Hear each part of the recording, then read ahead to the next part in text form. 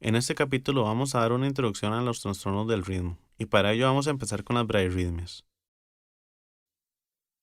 El corazón cuenta con un marcapasos principal, que es el del nodo sinusal. Este va a producir un complejo que cuenta con una onda P, un complejo QRS y una onda T.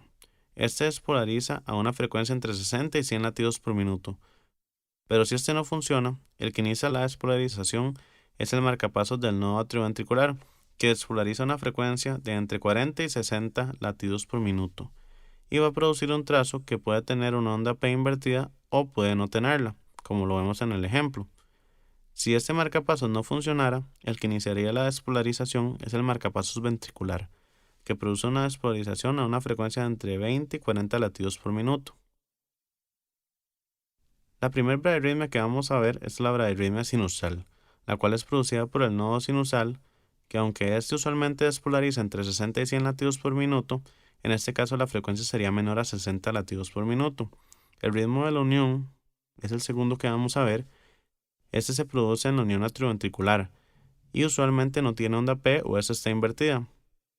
Y por último el ritmo ventricular, que tiene una frecuencia entre 20 y 40 latidos por minuto y usualmente presenta un QRS ancho. Otros tipos de bradirritmia que veremos más adelante son los bloqueos atrioventriculares. En este electrocardiograma, si valoramos la frecuencia y el ritmo, podemos encontrar que tiene una frecuencia de 50 latidos por minuto y que tiene una onda P positiva en D1 y D2 y negativa en AVR, lo que muestra que tiene un ritmo sinusal. Además tiene un QRS predominantemente positivo en D1 y predominantemente positivo en AVF, por lo que tiene un eje normal. Tiene un intervalo PR mayor a 120 milisegundos, pero menor a 200 milisegundos. Un intervalo QRS menor a 120 milisegundos y un QT corregido que al ojo parece normal. No encontramos datos de hipertrofias, el voltaje es normal y no hay datos de isquemia, por lo que estamos ante una bradicardia sinusal.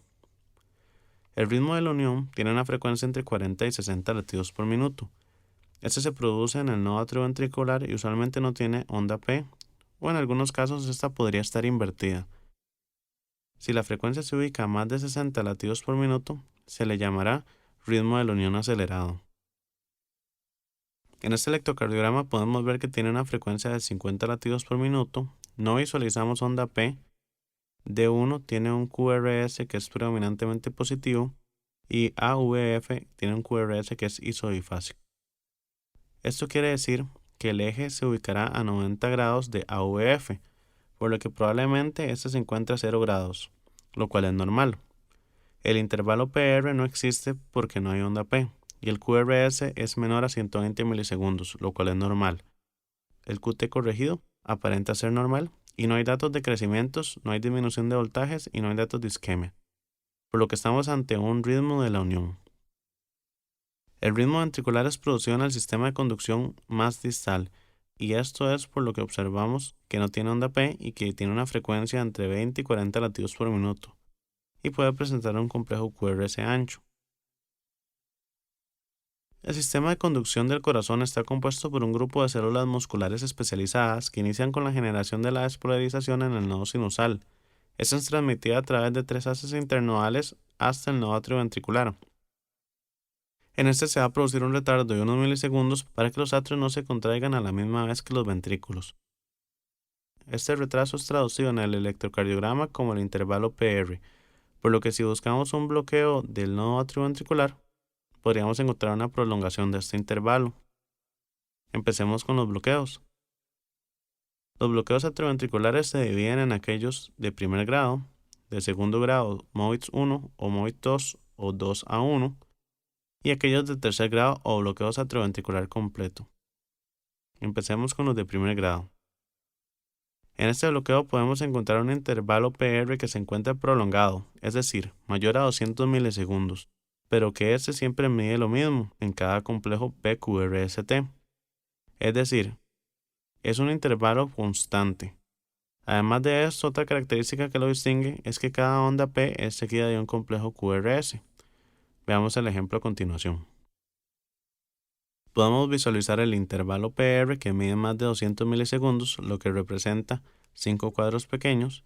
Además vemos que en los tres complejos siempre miden lo mismo, es decir, es constante, y además de eso, cada onda P es seguida de un complejo QRS.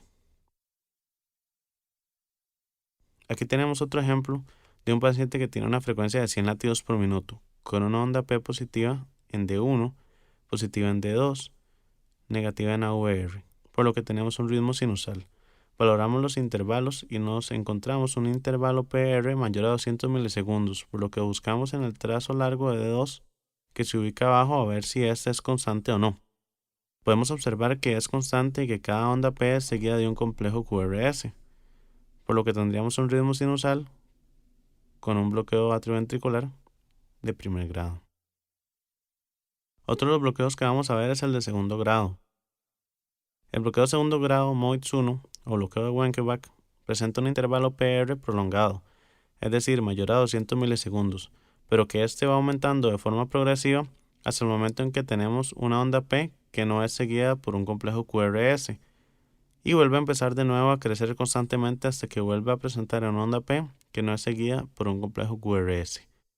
El 75% de los bloqueos se va a presentar en el nodo atrioventricular y un 25% de estos bloqueos se van a presentar infranodales. Aquí podemos observar el fenómeno de Wenckebach, en el cual podemos apreciar que el intervalo PR se va prolongando de forma progresiva hasta que una onda P no es seguida de un complejo QRS. Es importante destacar que las ondas P son constantes en tiempo. ¿Qué quiere decir esto? Básicamente que tienen la misma frecuencia. Si estas no fueran constantes, es probable que no estaremos ante un bloqueo. En el bloqueo de segundo grado MOITS 2 podemos encontrar un PR que puede ser normal o puede ser prolongado, pero que es constante, lo que quiere decir que todos los intervalos PR van a medir igual. Sin embargo, en un momento dado vamos a encontrar una onda P que no es seguida por un complejo QRS. Es importante destacar que las ondas P tienen que ser constantes. Este bloqueo solamente se produce por la lesión en el haz de His, por lo que la atropina, por ser un medicamento que actúa en el nodo atrioventricular, no va a tener efecto en el haz de His y no va a tener función a la hora de colocarla. En este ejemplo podemos ver cómo tenemos un intervalo PR normal, es decir, mide entre 120 y 200 milisegundos. Sin embargo, en un momento determinado encontramos que una onda P no es seguida por un complejo QRS. Además es importante que las ondas P son constantes, es decir, tienen una misma frecuencia. Y el último tipo de bloqueo de segundo grado es el que tiene una relación 2:1. Este bloqueo presenta dos ondas P por cada complejo QRS.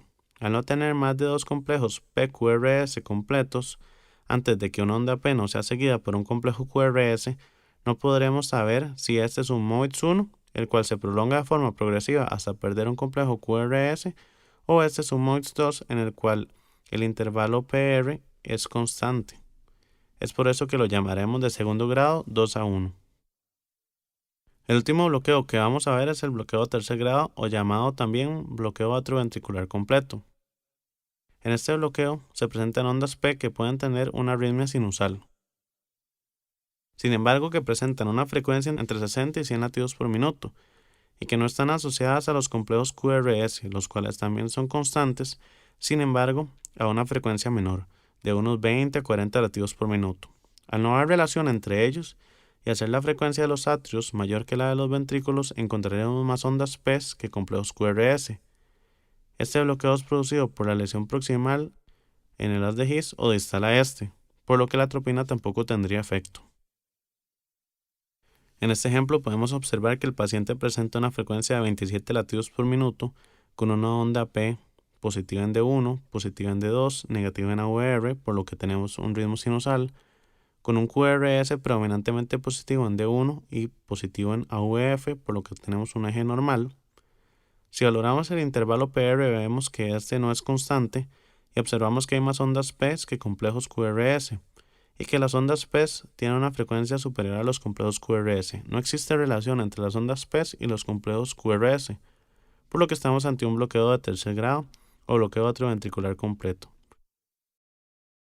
Básicamente los trastornos de ritmo lento o bradirritmias van a estar conformados por bradicardia sinusal, los ritmos de la unión atrioventricular, los ritmos ventriculares y los bloqueos atrioventriculares. Es importante conocer las características de cada uno de estos para poder dar un manejo adecuado.